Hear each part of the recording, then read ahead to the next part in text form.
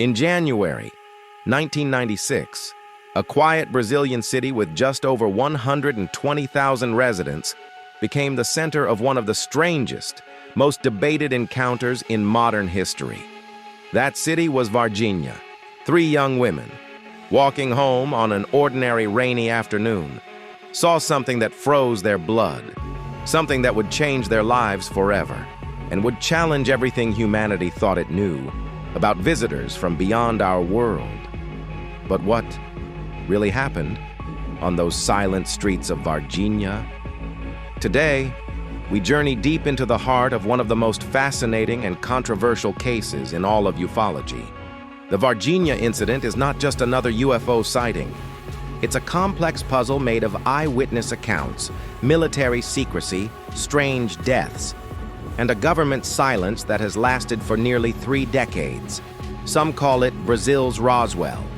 Others say it was a mass hysteria, a coincidence blown out of proportion. Yet the testimonies remain unchanged, unwavering.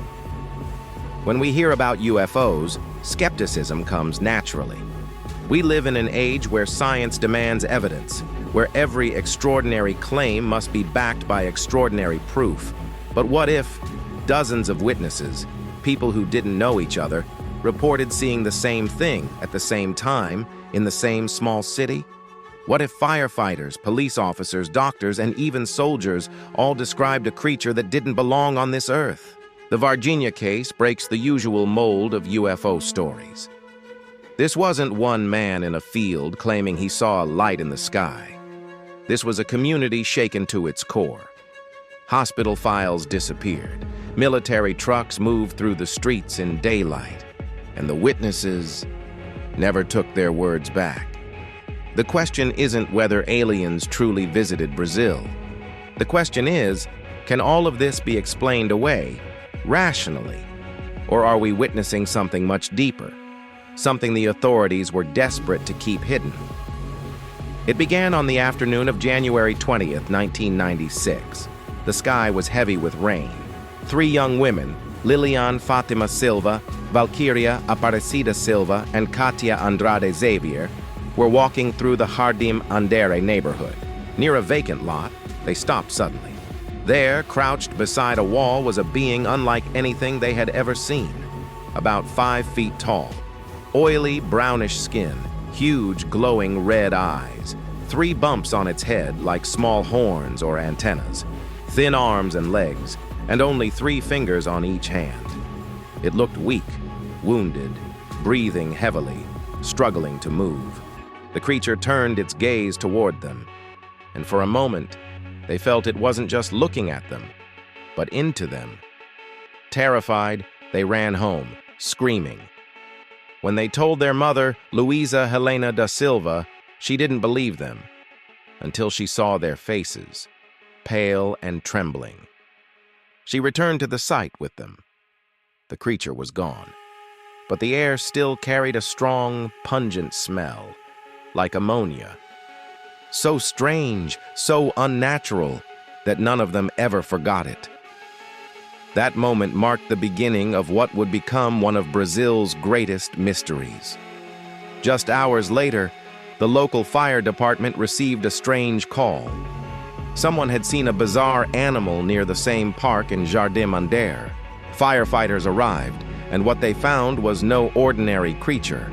According to their testimonies, it was fragile, slow, injured, and completely unlike anything they had ever encountered. They captured it with nets and protective gloves, careful not to touch its skin. But before the press could arrive, military trucks entered the area. Witnesses saw soldiers load something, covered under a thick tarp, into a vehicle. That night, convoys of army trucks drove out of Varginha, headed toward the city of Três Corações, home to a major military base, the School of Army Sergeants. Why would the Brazilian military be so deeply involved in capturing what they claimed was just an animal? Why were ordinary civilians suddenly ordered to stay silent? And why did the story vanish from official reports within hours? In the days that followed, the tension only grew.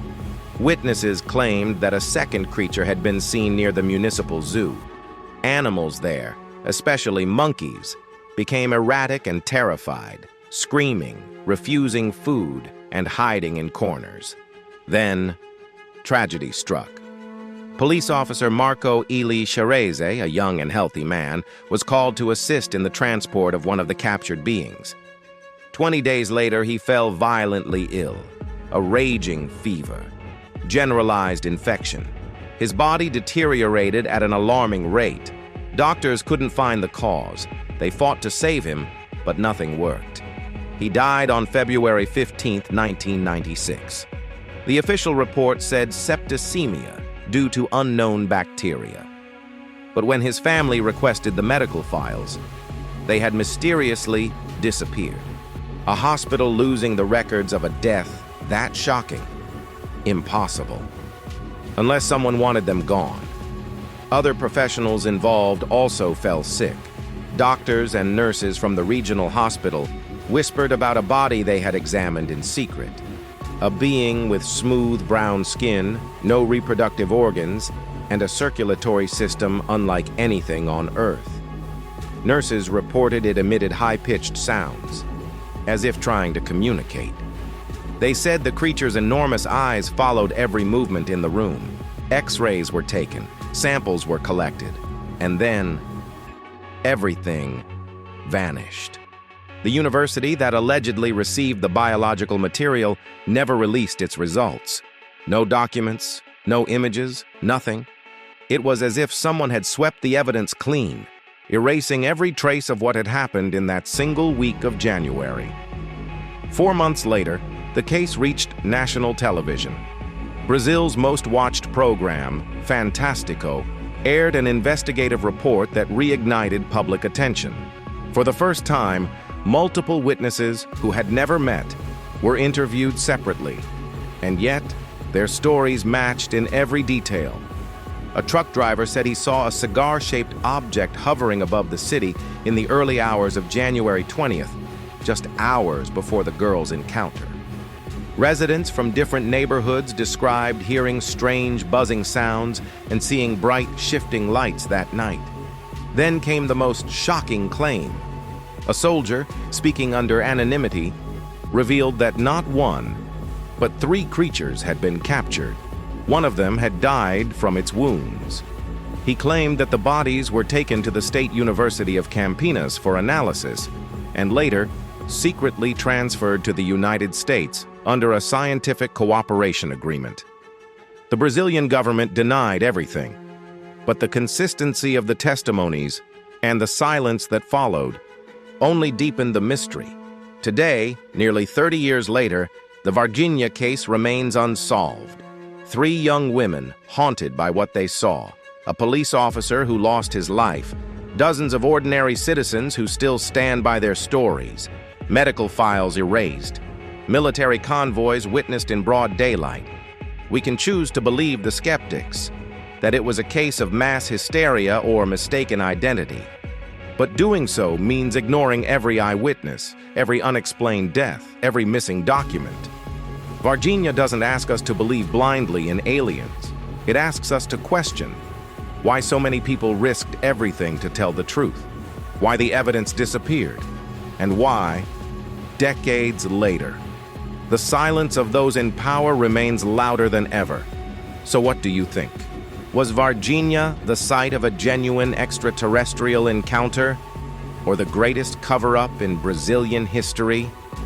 Leave your thoughts in the comments below, and join us in our next investigation, where we explore more hidden stories of contact, secrecy, and the mysteries that defy every human explanation. Subscribe and hit the bell icon so you never miss the truth behind the most chilling mysteries of our world and beyond.